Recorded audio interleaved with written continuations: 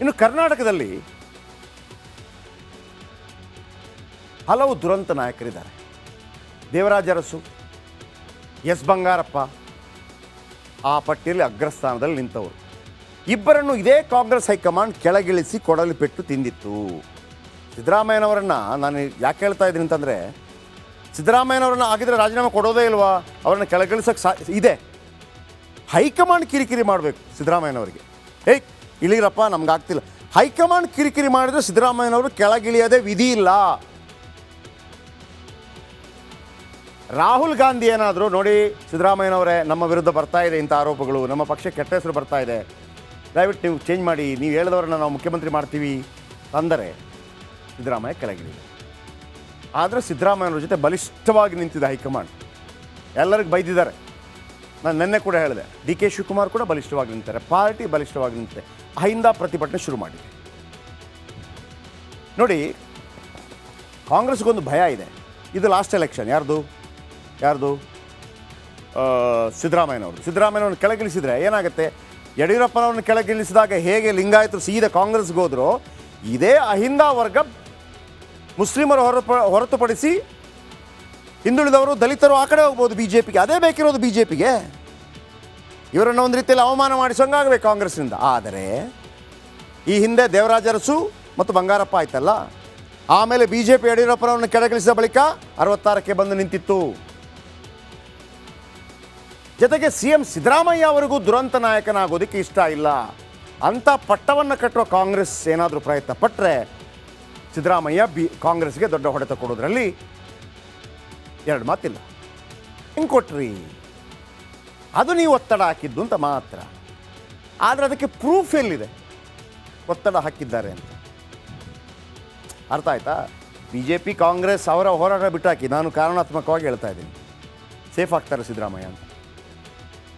ಕೋರ್ಟಲ್ಲಿ ಸ್ಟೇ ತೊಗೊಂಬರ್ತಾರೆ ಅಥವಾ ಸ್ಕ್ವ್ಯಾಶ್ ಆದರೆ, ಯಾಕಂದರೆ ಡೈರೆಕ್ಟಾಗಿ ಇನ್ವಾಲ್ವ್ಮೆಂಟ್ ಇಲ್ಲ ಅಂತ ಏನಾದರೂ ಅವರು ಸಮರ್ಥನೆ ಮಾಡಿಕೊಂಡ್ರೆ ರಾಜ್ಯಪಾಲರಿಗೆ ಹಿನ್ನಡೆ ಆಗುತ್ತೆ. ಅವರು ಮತ್ತೆ ಮುಖ್ಯಮಂತ್ರಿ ಆಗ್ಬೋದು ರಾಜೀನಾಮೆ ಕೊಟ್ಟಿದ್ದರೆ. ಆದರೆ ಉದ್ದೇಶ ಏನಪ್ಪ ಅಂತಂದರೆ, ಸಿದ್ದರಾಮಯ್ಯನವರಲ್ಲಿರುವಂಥ ಅಹಿಂದ ಟೀಮನ್ನೇ ಛಿದ್ರಗೊಳಿಸಿ ಅದನ್ನು ಬಿ ಜೆ ಪಿಗೆ ವರ್ಗಾವಣೆ ಮಾಡಬೇಕು ಅಂತ ಕೇಂದ್ರದವರ ಒಂದು ಚಿಂತನೆ ಆಗಿರ್ಬೋದು ಅಂತ ಕಾಂಗ್ರೆಸ್ನ ಆರೋಪ. ಆಗೇನು ಮಾಡಬೇಕು? ಈಗ ವಿಚಾರಣೆಗೆ ಕೊಟ್ಟರೆ ಇಲ್ಲೇ ಲೋಕಲ್ ಪೊಲೀಸರೇ ತನಿಖೆ ಮಾಡಬೇಕು. ಲೋಕಾಯುಕ್ತ ಇರ್ಬೋದು, ಮತ್ತೊಬ್ಬರು ಇರ್ಬೋದು, SIT ಇರ್ಬೋದು, ಅವರೇ ಮಾಡಬೇಕು. ಇವರು ರಾಜೀನಾಮೆ ಕೊಡದೇ ಇದ್ರೆ ಅವರೆಲ್ಲ ಇವರಂಡ್ರಲ್ಲೇ ಬರ್ತಾರೆ, ಇವರು ಹೇಳಿದಂಗೆ ಕೇಳ್ತಾರೆ ಅಲ್ವಾ? ಹೌದು. ಹಾಗಿದ್ರೆ ಯಾರು ಬರಬೇಕು? CBI ಬರಬೇಕು. CBI ಬರೋಕ್ಕಾಗತ್ತೆ ಇದಕ್ಕೆ? ರಾಜ್ಯಪಾಲರು ದೆಹಲಿಯಲ್ಲಿ ಒಬ್ಬ CBIನ ಪ್ರಭಾವಿ ನ್ಯಾಯವಾದಿಯನ್ನು ಭೇಟಿಯಾದ್ರಂತೆ.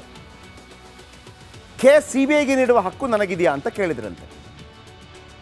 ಯಾಕಂದರೆ ರಾಜ್ಯದಲ್ಲಿ ನಾನು ವಿಚಾರಣೆ ಕೊಟ್ಟರು ಕೂಡ ರಾಜ್ಯ ಪೊಲೀಸರೇ ಮಾಡಬೇಕು.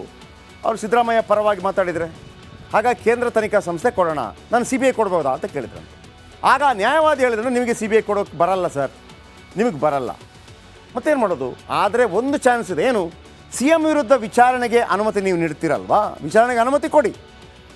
ಆಗ ಕೋರ್ಟ್ ಆ ಕೇಸನ್ನು ದಾಖಲಿಸಿಕೊಳ್ಳುತ್ತೆ. ಅದೇ ವೇಳೆಗೆ ಹೈಕೋರ್ಟ್ಗೆ ಒಂದು ಸಾರ್ವಜನಿಕ ಹಿತಾಸಕ್ತಿ ಸಲ್ಲಿಸಬೇಕು, PIL ಸಲ್ಲಿಸಬೇಕು. ಮುಖ್ಯಮಂತ್ರಿ ವಿರುದ್ಧ ವಿಚಾರಣೆಗೆ ಅನುಮತಿ ನೀಡಿದರೆ ತನಿಖೆ ಮಾಡಿ ವರದಿ ಸಲ್ಲಿಸಬೇಕಾದವರು ಪೊಲೀಸರು.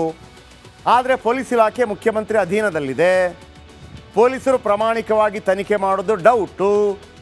ಆಗ CBIಗೆ ವಹಿಸಬೇಕು ಅಂತ ಕೋರ್ಟಿಗೆ ಯಾರಾದ್ರೊಬ್ಬ ಬಂದು PIL ಹಾಕಬೇಕು. ಆಗ ನ್ಯಾಯಾಲಯ ಪುರಸ್ಕರಿಸಿದರೆ ಮುಖ್ಯಮಂತ್ರಿಗಳ ಈ ತನಿಖೆಯನ್ನು ರಾಜ್ಯ ಪೊಲೀಸರು ಬೇಡ, CBI ಮಾಡಲಿ ಅಂತ ಹೇಳಿದರೆ CBI ಎಂಟ್ರಿ ಕೊಡುತ್ತೆ. ಆಗ ಸಿದ್ದರಾಮಯ್ಯನವರಿಗೆ ಕಿರಿಕಿರಿ ಆಗತ್ತೆ. ಹಾಗಾದರೆ ರಾಜೀನಾಮೆ ಕೊಡ್ತಾರಾ? ಕೆಳಗಿಳಿತಾರಾ? ನೋ, ಸಿದ್ದರಾಮಯ್ಯ ಸೇಫ್ ಇದ್ದಾರೆ ಇಲ್ಲಿ ತನಕ. ಹೇಳ್ತೀನಿ ಯಾಕೆ ಅಂತ. ಕರ್ನಾಟಕ ರಾಜಕಾರಣದಲ್ಲಿ ಬಿರುಗಾಳಿ ಎದ್ದಿದೆ. ರಾಜ್ಯಪಾಲ ಥಾವರ್ ಚಂದ್ ಗೆಹ್ಲೋಟ್ ಹೊತ್ತಿಸಿರೋ ಈ ಕಿಡಿ ರಾಜ್ಯ ರಾಜಕಾರಣದಲ್ಲಿ ಅಲ್ಲೋಲ ಕಲ್ಲೋಲ ಉಂಟು ಮಾಡಿದೆ.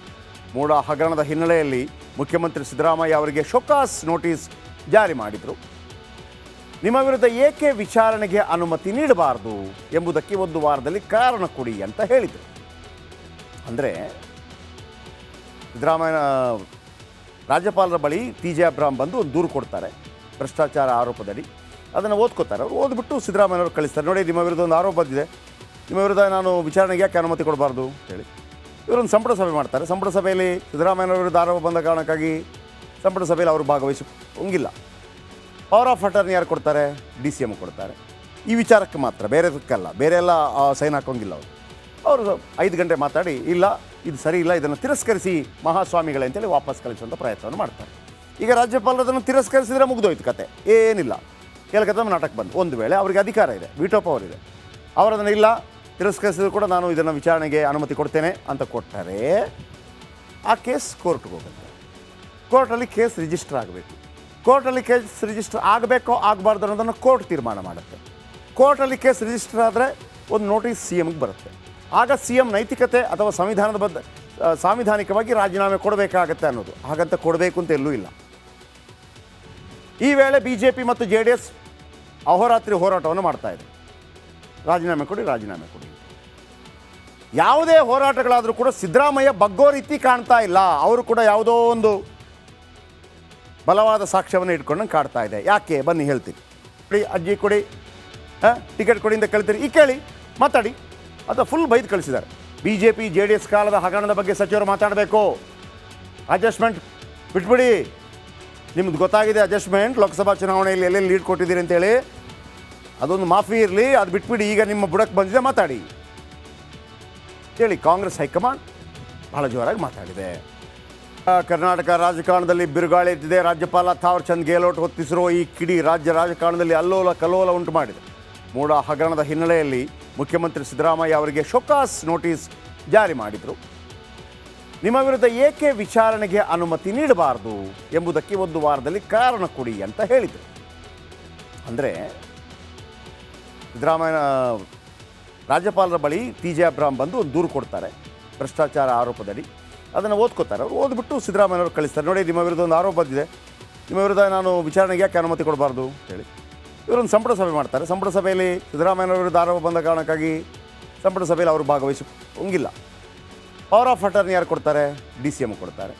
ಈ ವಿಚಾರಕ್ಕೆ ಮಾತ್ರ, ಬೇರೆದಕ್ಕಲ್ಲ. ಬೇರೆ ಎಲ್ಲ ಸೈನ್ ಹಾಕೋಂಗಿಲ್ಲ ಅವರು 5 ಗಂಟೆ ಮಾತಾಡಿ, ಇಲ್ಲ ಇದು ಸರಿ ಇಲ್ಲ, ಇದನ್ನು ತಿರಸ್ಕರಿಸಿ ಮಹಾಸ್ವಾಮಿಗಳೇ ಅಂತೇಳಿ ವಾಪಸ್ ಕಳಿಸುವಂಥ ಪ್ರಯತ್ನವನ್ನು ಮಾಡ್ತಾರೆ. ಈಗ ರಾಜ್ಯಪಾಲರು ಅದನ್ನು ತಿರಸ್ಕರಿಸಿದರೆ ಮುಗಿದೋಯ್ತು ಕತೆ, ಏನಿಲ್ಲ. ಕೇಳ್ಕತ್ತ ನಾಟಕ ಬಂದು, ಒಂದು ವೇಳೆ ಅವರಿಗೆ ಅಧಿಕಾರ ಇದೆ, ವಿಟೋ ಪವರ್ ಇದೆ, ಅವರದನ್ನು ಇಲ್ಲ ತಿರಸ್ಕರಿಸಿದ್ರು ಕೂಡ ನಾನು ಇದನ್ನು ವಿಚಾರಣೆಗೆ ಅನುಮತಿ ಕೊಡ್ತೇನೆ ಅಂತ ಕೊಟ್ಟರೆ ಆ ಕೇಸ್ ಕೋರ್ಟ್ಗೆ ಹೋಗುತ್ತೆ. ಕೋರ್ಟಲ್ಲಿ ಕೇಸ್ ರಿಜಿಸ್ಟರ್ ಆಗಬೇಕು. ಕೋರ್ಟಲ್ಲಿ ಕೇಸ್ ರಿಜಿಸ್ಟರ್ ಆಗಬೇಕೋ ಆಗಬಾರ್ದು ಅನ್ನೋದನ್ನು ಕೋರ್ಟ್ ತೀರ್ಮಾನ ಮಾಡುತ್ತೆ. ಕೋರ್ಟಲ್ಲಿ ಕೇಸ್ ರಿಜಿಸ್ಟರ್ ಆದರೆ ಒಂದು ನೋಟಿಸ್ CMಗೆ ಬರುತ್ತೆ. ಆಗ CM ನೈತಿಕತೆ ಅಥವಾ ಸಾಂವಿಧಾನಿಕವಾಗಿ ರಾಜೀನಾಮೆ ಕೊಡಬೇಕಾಗತ್ತೆ ಅನ್ನೋದು. ಹಾಗಂತ ಕೊಡಬೇಕು ಅಂತ ಎಲ್ಲೂ ಇಲ್ಲ.